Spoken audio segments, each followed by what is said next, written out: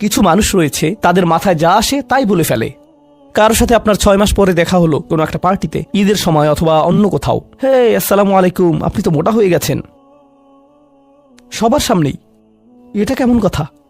আপনি এটা মনে মনে আনতে পারেন আর নিজের মনে মনে মাশা আল্লাহ বলতে পারেন, কিন্তু সবার সামনে কেন আপনাকে এই কথা বলতে হবে? হেই, তুমি তো কয়েক বছর আগে পড়ালেখা ছেড়ে দিয়েছিলে, এখনো পাশ করনি, এখনো ফেল অবস্থাতে আছো। মানুষ আপনাকে এরকম কথা বলে আর এটা আপনাকে রাগান্বিত করে। এই অবস্থায় কি করবেন? আল্লাহ বলেছেন এটা আপনার মনের বিনয় প্রকাশের অংশ। এভাবেই আল্লাহ আমাদের বিনয় যাচাই করবেন। আর প্রসঙ্গক্রমে তারাই হয়ে থাকে আমাদের সবচেয়ে কাছের মানুষ, যার অর্থ আপনি এই ধরনের পরিস্থিতিতে বারবার বারবার বারবার পড়বেন। কিভাবে এটা থেকে বেরিয়ে আসবেন?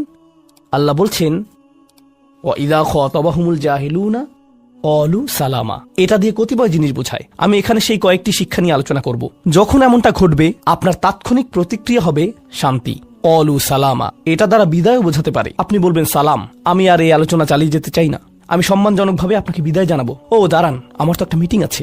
এর বাকি অংশটুকু আপনি মনে মনে বলতে পারেন আল্লাহর সাথে দোয়া করার জন্য, কিন্তু এটা তার কাছে প্রকাশ করার প্রয়োজন নেই। শুধু বলুন যে আমার একটা মিটিং আছে, আর সেখান থেকে চলে আসুন, কারণ আপনি এটা নিতে পারবেন না। তারা সেখান থেকে বেরিয়ে আসে সম্মানজনকভাবে, এটা একটা অর্থ। যখন জঘন্য মানুষ আপনার কাছে আসে, বেরুবার পথ খুঁজে বের করবেন।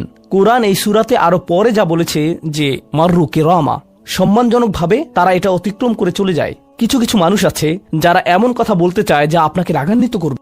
তারা আসলে এটা করে মজা পায়। তারা কথা বলবে শুধু আপনাকে উত্তেজিত করার জন্য। আর তাদের কেউ কেউ জানে যে ঠিক কি বলতে হবে, কারণ তারা আপনার সাথে আগেও কথা বলেছে। আর তারা জানে যে কোন জিনিস আপনাকে রাগিয়ে তুলে, তাই তারা জানে যে কোন বাটনটি প্রেস করতে হবে আর কিভাবে আপনাকে বিরক্ত করতে হবে। আপনি বসে আছেন, আমি উত্তেজিত হব না, আমি উত্তেজিত হব না, আমি উত্তেজিত হব না, কিন্তু তার কথা শুনে আপনি বিশাল দানবে পরিণত হয়ে গেলেন, যার ফলে সব ধ্বংস হয়ে যাবে। আর সেই ক্ষেত্রে আপনাকে আগে এটা রোধ করতে হবে।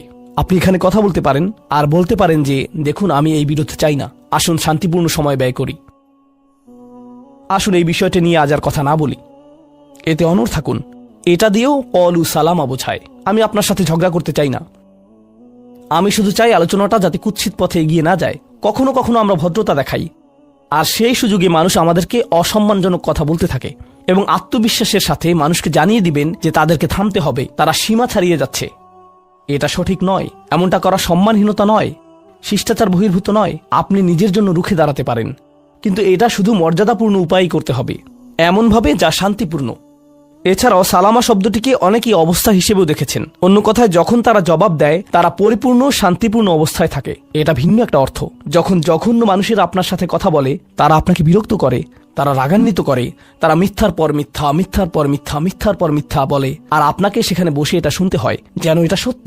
আর তারা এটা অন্য মানুষের সামনে বলে, আর আপনি কোনো কারণ ছাড়াই ঝামেলায় পড়ে যান।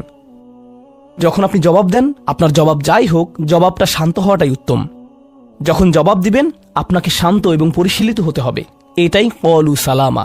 আর যারা জীবনে এটা ধারণ করতে পারে, তারা আল্লাহর কাছে বিশেষ মানুষ, ইবাদুর রহমান।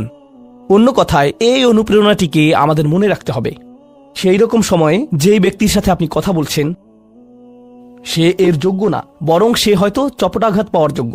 আপনাদের কেউ কেউ হয়তো প্রতিউত্তর দেয়ায় খুবই পারদর্শী, কেউ হয়তো আপনাকে বিদ্রুপাত্মক কিছু বলছে, আপনি তাকে কথা দিয়ে পিষে ফেলতে পারবেন। ও মাই গড, আপনার মাথায় যে জবাবগুলো আসে, তালিকা করা একাধিক জবাব, আমি কি এ বি সি বলবো নাকি উপরের সবগুলো একসাথে বলবো, আপনার মাথায় এটা চলছে।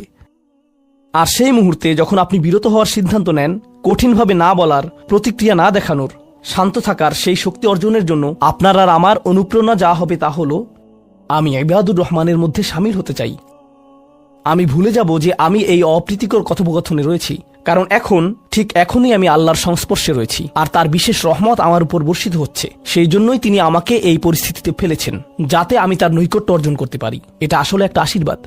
এই অপ্রীতিকর সঙ্গগুলো আসলে একটা আশীর্বাদ, যাতে আমি তার নৈকট্য পেতে পারি।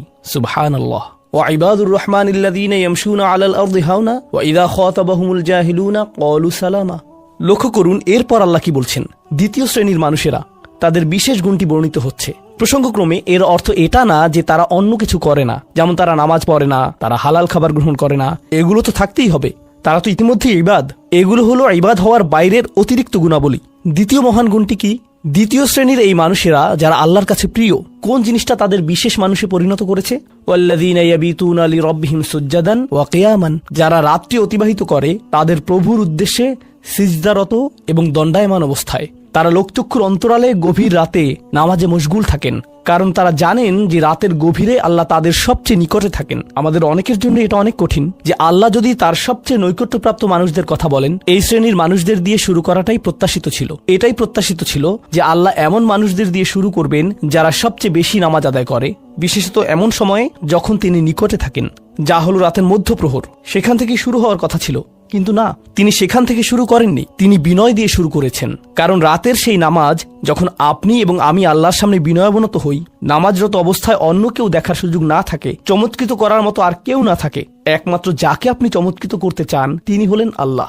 আপনার আত্মাভিমান চলে গিয়েছে, আল্লাহর সম্মুখে দণ্ডায়মান হয়ে আপনি পূর্বেকৃত সকল অপরাধ স্বীকার করেছেন, আল্লাহর সাথে আপনি উন্মুক্ত আলোচনায় রত আছেন, সকল অহংকার থেকে মুক্ত হয়ে। যদি নিজেকে অহংকার মুক্ত করতে চান, প্রথম ধাপটি হলো আপনি কি মানুষের সামনে অহংকারকে বিসর্জন দিতে পারেন, আর তারপর আল্লাহর সম্মুখে উপস্থিত হন। আমরা এমন অনেক মানুষদের কথা জানি যারা ইবাদতে পারদর্শী, কিন্তু মানুষের কাছে তারা খারাপ হিসেবে বিবেচিত। এটা আদর্শ নয়। এখানে একটি শ্রেণীকে অগ্রাধিকার দেয়া হয়েছে, আর এরা তারাই যারা মানুষের সাথে বিনয়ী। তারপর যারা আল্লাহর সামনে বিনয়াবনত হয়ে উপস্থিত হয়, এটা অর্জন করা সহজ নয়। কিন্তু যদি সপ্তাহে একবার, আমি জানি যে এটা কঠিন হবে, কিন্তু সপ্তাহে একবার আপনি মসজিদে ইশার নামাজ পড়লেন, আর এরপর সরাসরি বাসায় চলে গেলেন আর ঘুমিয়ে পড়লেন, আর সেটা তখনই সম্ভব হবে যদি আপনি প্রত্যুষে ঘুম থেকে উঠেন, আর এরপর দিনে না ঘুমান। তো ফজরের সময় উঠুন, এরপর ঘুমাবেন না, নিজেকে পরিশ্রান্ত করুন, এশা পড়ুন, এরপর ঘুমাতে যান। এরপর অ্যালার্ম দিয়ে রাখুন, ফজরের 30 মিনিট আগে অ্যালার্ম সেট করুন, উঠে গিয়ে কয়েক রাকাত নামাজ পড়ুন। শুধু এটুকুই করুন, নিজের মতো করে এটা করুন। এজন্য অন্য কারো ঘুম ভাঙাবেন না, এটা নীরবে করবেন। ঘরের কোনো এক কোণে চলে যান, সেখানেই নামাজ পড়ুন। যদি সপ্তাহে একবার বা দুবারও এটা করতে পারেন, যে প্রশান্তি পাবেন, আল্লাহর সাথে যে সম্পর্ক অনুভব করবেন, সেটা আপনাকে সবচেয়ে কঠিন সময়েও সাহায্য করবে। আল্লাহ আমাদেরকে এই মানুষদের অন্তর্ভুক্ত করে দিন। ওয়াল্লাযীনা ইয়াবিতুনা লিরাব্বিহিম সুজ্জাদান ওয়া কিয়ামা।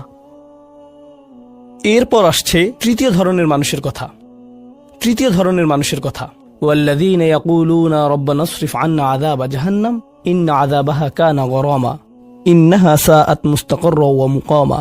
এই মানুষেরা শুধু একটি দোয়া করে, দোয়ার তালিকা নয়, তাদের একমাত্র দোয়া হলো, ইয়া আল্লাহ, আমি জাহান্নামে যেতে চাই না। অন্য যেখানেই রাখেন, জাহান্নামে নয়, আমাকে জাহান্নামে রাখবেন না, আমাদেরকে জাহান্নামের শাস্তি থেকে দূরে রাখুন। অবস্থান করার জন্য এটা বিভৎস একটা জায়গা, আমি এটা এক মুহূর্তের জন্যও দেখতে চাই না। আমি সেখানে স্বল্পস্থায়ীভাবে থাকতে চাই না, আর আমি সেখানে দীর্ঘস্থায়ীভাবেও থাকতে চাই না। দোয়াটি মনোযোগ দিয়ে শুনুন। ইন্নাহা সাআত মুস্তাকাররা ওয়া মুকামা। প্রথমত, এটা একটা শাস্তি, এটা বিশাল একটা সাজা। আমি সেখানে স্বল্প মেয়াদের জন্য থাকতে চাই না, আর আমি সেখানে দীর্ঘমেয়াদের জন্যও থাকতে চাই না। কিছু মানুষ রয়েছে যারা সেই একই রোগে আক্রান্ত হয়েছে, উম্মার মধ্যে, মুসলিমদের মধ্যেই একই রোগ যা বনী ইসরাইলেরও ছিল। তারা বলেছিল, আল্লাহ আমাদেরকে শাস্তি দিবেন না, ইল্লা আইয়ামাম মাদুদা, দিলেও কয়েক দিনের জন্য। মুসলিমদের মনোভাবও এমন হয়েছে, তারা বলে আল্লাহ আমাদের শাস্তি দিবেন, কিন্তু তা তো চিরদিনের জন্য না, তাই না? আমরা মুসলিম, একসময় আমরা ঠিকই বেরিয়ে আসবো। ঠিক আছে, ভালো, আমি জাহান্নামে যাব, কিন্তু এটা হবে দীর্ঘ সাপ্তাহিক ছুটির মতো, আর তারপর আমার আর সমস্যা নেই। দেখুন আল্লাহর নৈকট্যপ্রাপ্ত মানুষদের দোয়া। তারা আল্লাহকে বলছেন, ও আল্লাহ, আমি জাহান্নামে যেতে চাই না, স্থায়ীভাবে না, অস্থায়ীভাবেও না। আমি স্বীকার করছি যে অবস্থানের জন্য এটা বিভৎস একটা জায়গা। মুস্তাকাররান ওয়া মুকামা, শুধু থামার স্থান হোক অথবা চিরকালীন স্থান হোক, আমি এগুলোর কোনোটাই চাই না।